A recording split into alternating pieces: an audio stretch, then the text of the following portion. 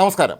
കേരളത്തിൻ്റെ മാധ്യമ ചരിത്രത്തിൽ ഇന്നേ വരെ ഉണ്ടായിട്ടില്ലാത്ത രീതിയിൽ അത്രയും വലിയ തുകയ്ക്കുള്ള മാനനഷ്ട കേസുകൾക്ക് നോട്ടീസ് അയച്ചിരിക്കുകയാണ് കേരളത്തിലെ രണ്ട് പ്രമുഖ മാധ്യമ സ്ഥാപനങ്ങൾ. റിപ്പോർട്ടർ ചാനലിനെതിരെ ആദ്യം വക്കീൽ നോട്ടീസ് അയച്ചത് BJP സംസ്ഥാന അധ്യക്ഷനായ രാജീവ് ചന്ദ്രശേഖറാണ്. ഏഷ്യാനെറ്റ് ഏറ്റവും അധികം ഓഹരികൾ സ്വന്തമായുള്ള വ്യക്തിയും അദ്ദേഹം തന്നെയാണ്. 100 കോടി രൂപ മാനനഷ്ടം ആവശ്യപ്പെട്ടുകൊണ്ടാണ് അദ്ദേഹം നോട്ടീസ് നൽകിയത്. കഴിഞ്ഞ ദിവസമാണ് ഇതിന് ബദലായി റിപ്പോർട്ടർ TV ഏഷ്യാനെറ്റ് ചാനലിനെതിരെ 150 കോടി രൂപയ്ക്ക് മാനനഷ്ട കേസ് കൊടുത്തിരിക്കുന്നത്. കേരളത്തെ പറ്റി ഏതെങ്കിലും മാധ്യമ സ്ഥാപനങ്ങൾ ഇത്രയും വലിയ തുകയ്ക്ക് മാനനഷ്ട കേസിന് നോട്ടീസ് അയച്ചിട്ടുണ്ടോ എന്നിപ്പോഴും സംശയമാണ്. ഇതിൻ്റെ കാര്യകാരണങ്ങളിലേക്ക് നമ്മൾ കടന്നു ചെല്ലുമ്പോൾ മനസ്സിലാക്കേണ്ട ചില കാര്യങ്ങളുണ്ട്. ഏഷ്യാനെറ്റ് മലയാളത്തിലെ ആദ്യത്തെ സ്വകാര്യ ടെലിവിഷൻ ചാനലാണ്. ജനങ്ങളുടെ 100% വിശ്വാസ്യത ഉള്ള ഒരു TV ചാനൽ തന്നെയാണ് ഏഷ്യാനെറ്റ്. രാജീവ് ചന്ദ്രശേഖർ ആകട്ടെ ഏഷ്യാനെറ്റിൻ്റെ ഓഹരികൾ കൂടുതൽ കൈവശമുള്ള വ്യക്തി എന്നത് മാത്രമാണ്. അതല്ലാതെ അദ്ദേഹം ഏഷ്യാനെറ്റിൽ ഏതെങ്കിലും പ്രത്യേക പദവികൾ വഹിക്കുന്നില്ല. അതേസമയം മെസ്സിയുടെയും അർജൻറ്റീന ടീമിൻ്റെയൊക്കെ തന്നെ കേരള സന്ദർശനവുമായി ബന്ധപ്പെട്ട് നിരവധി തട്ടിപ്പുകൾ റിപ്പോർട്ടർ TVയുടെ മാനേജ്മെൻറ്റ് തലത്തിൽ നടന്ന കാര്യങ്ങളൊക്കെ തന്നെ ആദ്യം മുതലേ ഇത് സംബന്ധിച്ച കാര്യങ്ങൾ പുറത്തു കൊണ്ടുവരുന്നതിൽ ഏഷ്യാനെറ്റ് വളരെ പ്രധാനപ്പെട്ടൊരു പങ്കാണ് വഹിച്ചത്.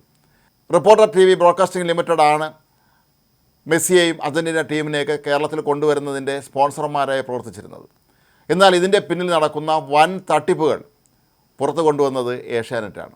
റിപ്പോർട്ടർ TVയുടെ തലപ്പത്തിരിക്കുന്ന ആൻഡോ അഗസ്റ്റിൻ ഉൾപ്പെടെയുള്ളവരുടെ പശ്ചാത്തലവും ഇവരുടെ പൂർവ്വചരിത്രവുമൊക്കെ തന്നെ വളരെ കൃത്യമായി പുറത്തു കൊണ്ടുവരുന്ന കാര്യത്തിൽ ഏഷ്യാനെറ്റ് റിപ്പോർട്ടർമാർ വിജയിച്ചിരുന്നു. മാത്രവുമല്ല, ഈ കലൂർ സ്റ്റേഡിയം പോലും അത് മെയിൻ്റനൻസ് നടത്തിയെന്നതിൻ്റെ പേരിൽ തട്ടിയെടുക്കാനുള്ള ശ്രമവുമൊക്കെ ആൻഡോ അഗസ്റ്റിൻ സംഘവും നടത്തിയിരുന്നു. അപ്പോൾ ഇത് സംബന്ധിച്ച് വാർത്തകൾ നിരന്തരമായി പുറത്തു വന്നതോടുകൂടി റിപ്പോർട്ടർ ചാനൽ ശരിക്കും വെട്ടിലായൊരവസ്ഥയിലായി. മെസ്സിയെ ഇപ്പോൾ കൊണ്ടുവരും എന്ന് പറഞ്ഞിരുന്ന ആൻഡോ അഗസ്റ്റിന് ഒടുവിൽ മെസ്സി വരില്ല എന്ന് തന്നെ പറയേണ്ട ഒരവസ്ഥ ഉണ്ടായി. ഏഷ്യാനെറ്റും മറുനാടൻ മലയാളിയും ഒക്കെ തന്നെ ഇക്കാര്യത്തിൽ നിരവധി വാർത്തകളാണ് പുറത്തു കൊണ്ടുവന്നത്. ഇതിൻ്റെ പിന്നിൽ നടക്കുന്ന തട്ടിപ്പുകൾ പൊളിച്ചു കാണിക്കാനും റിപ്പോർട്ടർ TVയുടെ ദുരൂഹ ഇടപാടുകളെക്കുറിച്ച് ഉള്ള വാർത്തകൾ കൂടുതൽ പുറത്തു കൊണ്ടുവരാനും ഒക്കെ തന്നെ ഏഷ്യാനെറ്റ് മറുനാടൻ മലയാളിയുമൊക്കെ വളരെ സുദീർഘമായ പങ്കാണ് വഹിച്ചത്. അതിനെ തുടർന്നാണ് രാജീവ് ചന്ദ്രശേഖറിനെതിരെ വാർത്തയുമായി റിപ്പോർട്ടർ ചാനൽ രംഗത്തെത്തിയത്. കർണാടക സർക്കാർ വ്യവസായ വികസനത്തിനായി നൽകിയ ഭൂമി രാജീവ് ചന്ദ്രശേഖർ മറിച്ചു വിറ്റു എന്നായിരുന്നു അവരുടെ ആരോപണം. നിരന്തരമായി റിപ്പോർട്ടർ ചാനൽ ഇത് സംബന്ധിച്ച വാർത്തകൾ വന്നിരുന്നു.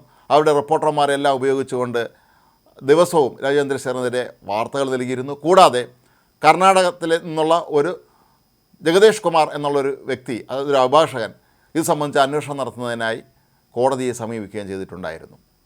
എന്നാൽ പിന്നീട് ഈ സ്ഥലത്തിൻ്റെ ഉടമകളായ BPL തന്നെ വ്യക്തമാക്കിയിരുന്നു രാജീവ് ചന്ദ്രശേഖരന് തങ്ങളുടെ സ്ഥാപനവുമായി നേരിട്ട് യാതൊരു ബന്ധവുമില്ല എന്നുള്ള കാര്യം. ഇതൊരു തട്ടിപ്പ് വാർത്തയാണ് എന്നുള്ള കാര്യം ജനങ്ങൾക്കും ബോധ്യമായി തുടങ്ങി. നിരന്തരമായി റിപ്പോർട്ടർ ചാനൽ ഇത് സംബന്ധിച്ച വ്യാജ വാർത്തകൾ വരാൻ തുടങ്ങിയതോടുകൂടിയാണ് രാജീവ് ചന്ദ്രശേഖർ മാധ്യമങ്ങളെ കാണുകയും അദ്ദേഹം ഇതിൻ്റെ പിന്നിൽ നടന്നത് എന്താണ് എന്നുള്ളത് വിശദമാക്കുകയും ചെയ്തത്. അദ്ദേഹം പറഞ്ഞൊരു വളരെ പ്രധാനപ്പെട്ട ഒരു കാര്യമുണ്ട്. കേരളത്തിലെ മാധ്യമരംഗത്ത് ചില ക്രിമിനലുകൾ കടന്നുകൂടിയിരിക്കുന്നു എന്നുള്ളത്. അത് റിപ്പോർട്ടർ TVയെ സംബന്ധിച്ചിടത്തോളം ഏറെ പ്രസക്തവുമാണ്. ഈ ഒരു സന്ദർഭത്തിലാണ് രാജീവ് ചന്ദ്രശേഖർ 100 കോടി രൂപ നഷ്ടപരിഹാരം ആവശ്യപ്പെട്ടുകൊണ്ട് റിപ്പോർട്ടർ ചാനലിനെതിരെ നിയമ നടപടിക്ക് ഒരുങ്ങിയത്. ഏതായാലും തങ്ങളുടെ കള്ളി വെളിച്ചത്തായി എന്ന് മനസ്സിലാക്കിയ റിപ്പോർട്ടറിനെ സംബന്ധിച്ചിടത്തോളം ഇതിന് ബദലായി ഏഷ്യാനെറ്റിൻ്റെ പേരിൽ 150 കോടിയുടെ മാനനഷ്ട കേസ് അവരും ഫയൽ ചെയ്തിരിക്കുകയാണ്. ഏതായാലും ഈ രണ്ട് കൂട്ടരെ സംബന്ധിച്ചും ഇത്രയും വലിയ തുകയ്ക്കുള്ള മാനനഷ്ട കേസ് നൽകുകയാണെങ്കിൽ അതിനാവശ്യമായ 10% തുക കെട്ടിവെക്കണം എന്നുള്ള ഒരു പ്രശ്നം അവിടെയുണ്ട്. ഇതിൽ ആരൊക്കെ ആയിരിക്കും തുക കെട്ടിവെക്കുക എന്നുള്ളത് അറിയാനും നമുക്ക് താല്പര്യമുണ്ട്. ഈ രണ്ട് കേസുകളിലും അതത് മാധ്യമ സ്ഥാപനങ്ങളിലെ ഏറ്റവും പ്രധാനപ്പെട്ട വ്യക്തികളെ തന്നെയാണ് പ്രതികളാക്കിയിരിക്കുന്നത്. ഏഷ്യാനെറ്റിലെ സിന്ധു സൂര്യകുമാറും ബിനു വി ജോണും ഉൾപ്പെടെയുള്ള പ്രധാനപ്പെട്ട എല്ലാവരുടെയും പേരിലാണ് റിപ്പോർട്ടർ TV കേസ് നൽകിയതെങ്കിൽ റിപ്പോർട്ടർ TVയുടെ പേരിൽ രാജീവ് ചന്ദ്രശേഖർ നൽകിയ മാനനഷ്ട കേസിൽ അരുൺകുമാർ ഉൾപ്പെടെയുള്ളവരെയും പ്രതി ചേർത്തിട്ടുണ്ട്. ഏതായാലും ഈ നിയമ പോരാട്ടം എവിടെ ചെന്ന് നിൽക്കും എന്നാണ് എല്ലാവരും ഇപ്പോൾ ഉറ്റുനോക്കുന്നത്. ഇവിടെ നമ്മൾ മനസ്സിലാക്കേണ്ടുന്ന ഒരു കാര്യം, ഇപ്പോഴും ഇതിൽ പ്രതിസ്ഥാനത്ത് നിൽക്കുന്നത് റിപ്പോർട്ടർ ചാനൽ തന്നെയാണ്. അവർ നടത്തിയ എല്ലാ തട്ടിപ്പുകളും ഇപ്പോൾ ഓരോന്നോരോന്നായി പുറത്തു വന്നുകൊണ്ടിരിക്കുകയാണ്. അവരുടെ മാനേജ്മെൻറ്റ് തലത്തിലും അല്ലാതെയൊക്കെ തന്നെ സ്ഥാപനമായി നടത്തിയ തട്ടിപ്പുകളെല്ലാം ഓരോന്നോരോന്നായി പുറത്തു വന്നിരിക്കുമ്പോൾ ഏഷ്യാനെ സംബന്ധിച്ചിടത്തോളം കൃത്യമായി BPL അവരുടെ നിലപാട് വ്യക്തമാക്കി. രാജീവ് ചന്ദ്രശേഖർ ഇതുമായിട്ട് യാതൊരു ബന്ധവുമില്ല എന്നുള്ള ആ ഒരു BPLൻ്റെ നിലപാട് തന്നെയാണ് ഇത് രാജീവ് ചന്ദ്രശേഖരന് ഏറ്റവും അനുകൂലമായി മാറുന്നത്. ഒരു വ്യക്തിക്ക് ഒരു സ്ഥാപനവുമായി ഒരു ബന്ധമില്ലെങ്കിൽ അയാളുടെ പേരിൽ ആരോപണം ഉന്നയിച്ചാൽ തീർച്ചയായും കോടതിയെ സമീപിക്കാവുന്നതാണ്. കാരണം രാജീവ് ചന്ദ്രശേഖരനെ പോലെ ഇന്ത്യയിൽ അറിയപ്പെടുന്ന ഒരു വ്യവസായിയും മുൻ കേന്ദ്രമന്ത്രിയും ഇപ്പോൾ BJPയുടെ സംസ്ഥാന അധ്യക്ഷനുമൊക്കെ ആയ ഒരു വ്യക്തിയുടെ പേരിൽ വ്യാജ ആരോപണങ്ങൾ ഉന്നയിക്കുകയാണെങ്കിൽ അദ്ദേഹത്തിന് കോടതിയെ സമീപിക്കാം. അവിടെ നിന്ന് നീതി കിട്ടുമെന്നുള്ളത് ഉറപ്പാണ്. പക്ഷേ എന്നാൽ റിപ്പോർട്ടർ TVയെ സംബന്ധിച്ച് അവർ പൊതുസമൂഹത്തിൽ ഇപ്പോൾ തട്ടിപ്പുകാരെ തന്നെയാണ് നിൽക്കുന്നത്. ഓരോ ദിവസവും ഇപ്പോൾ പുറത്തു വരുന്നത് അവരുടെ ഓരോ തട്ടിപ്പിൻ്റെയും വാർത്തകളാണ്. അങ്ങനെ നോക്കുമ്പോൾ ഇനി അങ്ങോട്ടുള്ള നിയമയുദ്ധം എങ്ങനെയായിരിക്കും എന്നുള്ളതാണ് നമ്മൾ നോക്കേണ്ടത്. രാജേന്ദ്രനെ സംബന്ധിച്ചിടത്തോളം അദ്ദേഹം വളരെ കൃത്യമായി തന്നെ തൻ്റെ നിലപാടുകൾ വ്യക്തമാക്കി കഴിഞ്ഞു. എന്നാൽ റിപ്പോർട്ടർ TVക്കാണെങ്കിൽ ഇപ്പോഴും അവരുടെ നിലപാട് വ്യക്തമാക്കാൻ കഴിഞ്ഞിട്ടില്ല എന്ന് മാത്രമല്ല, ഉരുണ്ട് കളിക്കുന്നതായിട്ടാണ് നമ്മൾ കാണുന്നത്. അവരുടെ MD ഓരോ സമയത്തും ഇപ്പോൾ ഓരോന്നാണ് പറയുന്നത്. മെസ്സിയെ നവംബറിൽ തന്നെ ഇവിടെ കൊണ്ടുവരുമെന്ന് പറഞ്ഞ ആൻ്റോ അഗസ്റ്റിൻ ഇപ്പോൾ ഇനി മാർച്ചിൽ നോക്കാം എന്നുള്ള അവസ്ഥയിലേക്ക് എത്തിയിരിക്കുന്നു. ഒരു കാര്യങ്ങളിലും അവർക്ക് ഒരു കാര്യം സ്ഥാപിക്കാൻ സാധിക്കുന്നില്ല എന്നുള്ളത് തന്നെയാണ് ഏറ്റവും പ്രധാനപ്പെട്ട കാര്യം. തനിക്ക് പറയാനുള്ള കാര്യം രാജീവ് ചന്ദ്രശേഖറും ഇവർ ആരോപണം ഉന്നയിച്ച BPLലും വ്യക്തമാക്കി തന്നെ ഈ പൊതുസമൂഹത്തിൽ പറഞ്ഞു കഴിഞ്ഞപ്പോൾ റിപ്പോർട്ടർ TVക്ക് ഇപ്പോഴും ഒരു കാര്യവും പറയാനില്ല. മാത്രമല്ല, ആൻ്റോ അഗസ്റ്റിനെ ബന്ധപ്പെട്ട അദ്ദേഹത്തിൻ്റെ ഓരോ ഇടപാടുകളുടെയും അനധികൃത ഇടപാടുകളുടെയും വാർത്തകൾ ഓരോ ദിവസവും പുറത്തു വന്നുകൊണ്ടിരിക്കുകയാണ്. ഒരു വ്യക്തിയുടെ അല്ലെങ്കിൽ ഒരു പ്രസ്ഥാനത്തിൻ്റെ വിശ്വാസ്യത എന്ന് പറയുന്നത് മാനനഷ്ട കേസിലെ വളരെ പ്രധാനപ്പെട്ട കാര്യമാണ്. ഈ സമൂഹത്തിലെ right thinking people of the society എന്നാണ് പലപ്പോഴും നിയമത്തിൽ പറയാറ്. അതായത് ഈ സമൂഹത്തിലെ നല്ല ചിന്താശക്തിയുള്ള ആളുകളുടെ മുന്നിൽ ഒരാളുടെ അഭിമാനം പോകുമോ ഇല്ലയോ എന്നുള്ളതായിരിക്കും പലപ്പോഴും നമ്മൾ ഈ മാനനഷ്ട കേസുകളിൽ പ്രധാനമായും നമ്മൾ കണക്കാക്കാറുള്ളത്. അങ്ങനെ നോക്കുമ്പോൾ രാജീവ് ചന്ദ്രശേഖരൻ്റെ പേരിൽ അത്തരത്തിലുള്ള യാതൊരു പ്രശ്നങ്ങളും നിലവിൽ വന്നിട്ടില്ല.